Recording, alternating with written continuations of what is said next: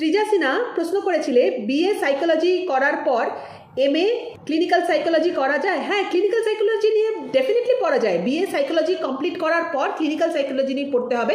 হ্যাঁ, অনার্স করতে হবে, পাস কোর্স করলে কিন্তু হবে না। তাও অনেক ক্লিনিক্যাল সাইকোলজি এরকম কোর্স আছে যেগুলো পাস কোর্স করলেও তারপরেও তোমরা করতে পারো, ঠিক আছে। আর this is a message for all psychology students out there, যারা এরকম কিছু প্ল্যান করছো সাইকোলজি ছেড়ে অন্য কিছুতে চলে যাবে, প্লিজ চলে যেও না। এই ফিল্ডটা কিন্তু ফিউচারে হিউজ গ্রোথ দেখতে পাবে। সাইকোলজিতে থেকে নট অনলি যে তোমাকে সাইকোলজিস্ট হতে হবে, সাইকোলজিতে থেকে you can go for marketing. Neural marketing is going to be a huge thing in future. So সেখানে কিন্তু দরকার পড়বে সাইকোলজিস্টদের। এআই এমএল রোবোটিক্স মানে কি? মেশিনকে মানুষের মতো ভাবতে শেখানো। সেখানে কাদের দরকার পড়বে? এগেইন সাইকোলজিস্টদের। সো সাইকোলজিস্টদের কিন্তু ইন ফিউচার huge দরকার পড়বে, and mental health is coming up like anything. So if you are studying psychology, please psychology ফিল্ডটাকে কিন্তু মাঝপথে ছেড়ে দেবে না।